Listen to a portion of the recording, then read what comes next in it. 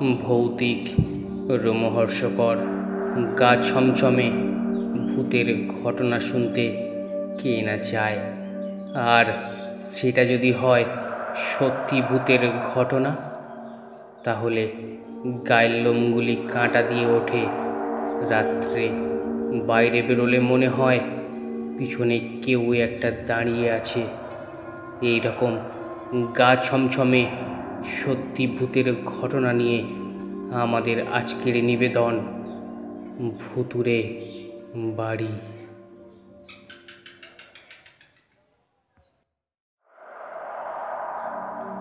ঘটনাটা পাঠিয়েছে বাংলাদেশের আমার এক সাবস্ক্রাইবার। সে নিজে ভূতের অস্তিত্বকে প্রমাণ করার জন্য বাংলাদেশের কোনো এক ভুতুড়ে বাড়িতে গিয়েছিল।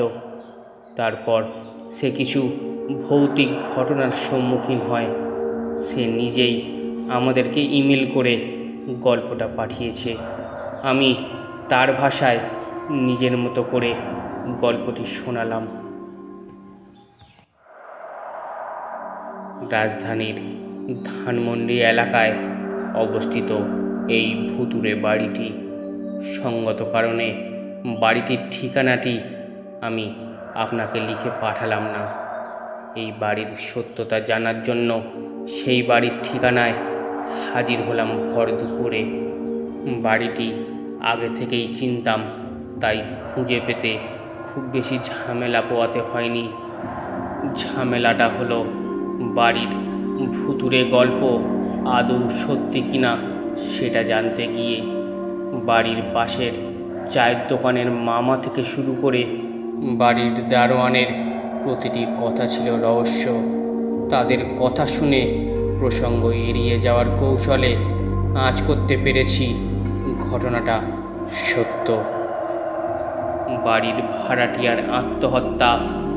এই বাড়িতে ভাড়া থাকা প্রায় সব ভাড়াটিয়াই বিভিন্ন অদ্ভুত বা ভুতুড়ে কাণ্ড কারখানার সম্মুখীন হন।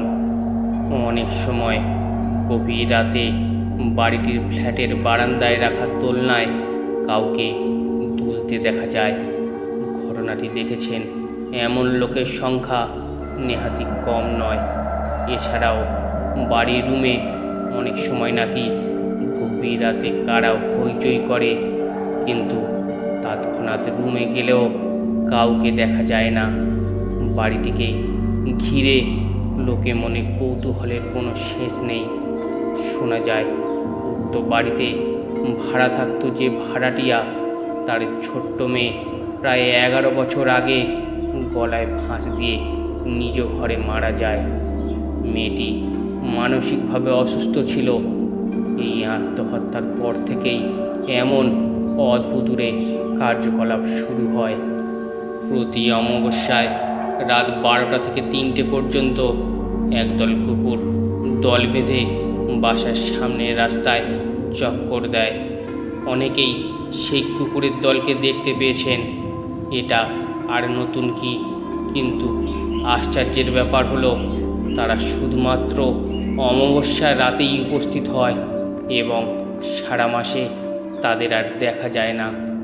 কয়েক যুবক মিলে একবার রাত করে তাদের দেখার জন্য প্রস্তুতি নেয়। তাদের মাঝে 2জন কুকুরের কামড়ে মারাত্মকভাবে আহত হয়। যুবকদের প্রায় সকলেই একটি রেডিও স্টেশনে স্বীকারোক্তি দেয় যে সেই সব কুকুরগুলো কালচে বর্ণের ছিল, কারণ অন্ধকারে তাদের স্পষ্ট দেখা যাচ্ছিল না। তারা একটি ছন্দ মিলিয়ে এক লাইনে হাঁটছিল এবং তাদের প্রত্যেকের চোখ থেকেই এক প্রকার নীলচে আভা বেরোচ্ছিল। মাঝরাতে কোনো এক রুমের সামনে দিয়ে নাকি রাত 12টার পর একজন বউকে হেঁটে যেতে দেখা যেত, যার পরনে থাকে লাল পাড় দেওয়া একটি হলুদ শাড়ি। সে কোথা থেকে আসে এবং কোথায় যায় তা আজ পর্যন্ত কোনো ভাড়াটিয়াই শনাক্ত করতে পারেনি। অনেক ভাড়াটিয়াই নাকি বউটিকে দেখেছে। বেশ অবাক হয়েছি শুনে যে ওই ফ্ল্যাটের ভরে পানি জমত।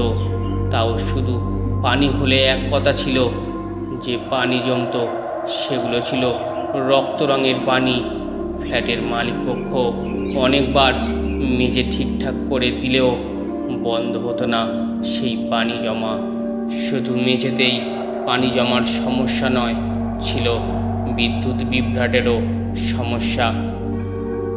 এতক্ষণ যে বাড়ি নিয়ে এত গল্প হলো, সেই বাড়ির প্রতিটি ফ্ল্যাটে কিন্তু এমন ঘটনা ঘটে না, ঘটছে শুধুমাত্র একটি ফ্ল্যাটকে ঘিরে। সেই ফ্ল্যাটে এখন আর কোনো ভাড়াটিয়া থাকে না। মালিকপক্ষ এখন আর সেই ফ্ল্যাট ভাড়া দেন না। শেষে সেই বাড়ির দারোয়ানের একটি কথা দিয়ে শেষ করছি। ভূত মানতে গেলে দেখা যাবে আপনার সাথেও ভূত আছে। কথা শুনে মনে মনে হেসেছিলাম। রাস্তায় যেতে যেতে যেমন ভেবেছি, ঠিক লিখতে লিখতেও তেমনটাই ভাবছি। সত্যি আমার সাথেও কি তাহলে ভূত আছে? গল্পটি একটি সত্য ঘটনা অবলম্বনে। ভালো লাগলে অবশ্যই একটি লাইক দিয়ে চ্যানেলটি সাবস্ক্রাইব করে নিন। ধন্যবাদ।